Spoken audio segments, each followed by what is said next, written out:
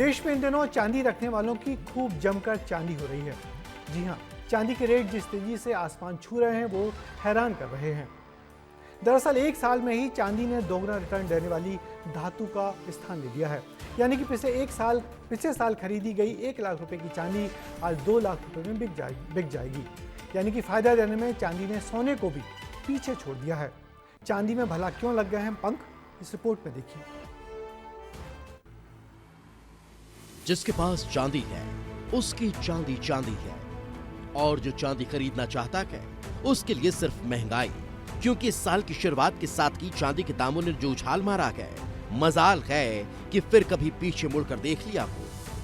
31 दिसंबर 2024 और आज के चांदी के दामों में पूरे 1 लाख रुपए का अंतर है। यानी अगर आपने पिछले साल इन्हीं दिनों में 86,000 की चांदी खरीदी होगी तो उसका दाम 1,86,000 पहुंच चुका है। आज यानी 11 दिसंबर को चांदी ऑल टाइम हाई पर पहुंच गई है। India Boolean and jewellers association के अनुसार चांदी 1,500 रुपये बढ़ी है।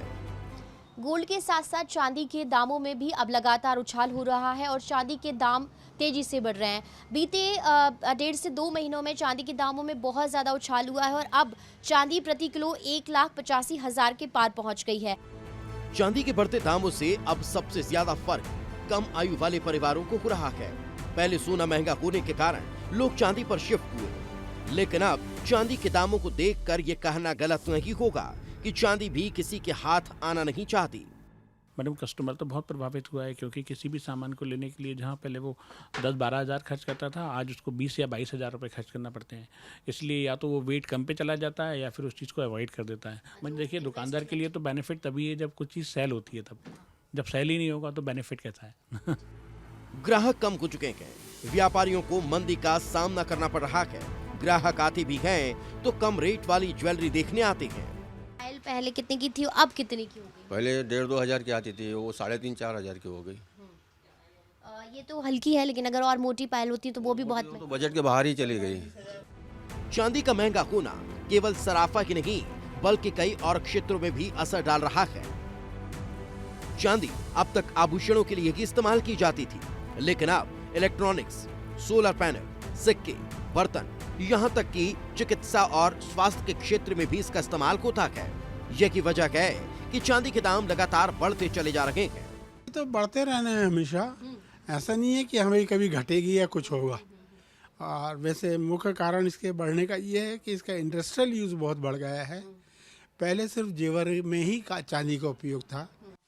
एक्चुअली सिल्वर की जो डिमांड है आजकल सोलार पैनल्स में भी आ रही है, ईवीज में भी आ रही है, और बहुत सारी इंडस्ट्रीज हैं जिसमें सिल्वर एप्लीकेशन बहुत ज़्यादा बढ़ गया है।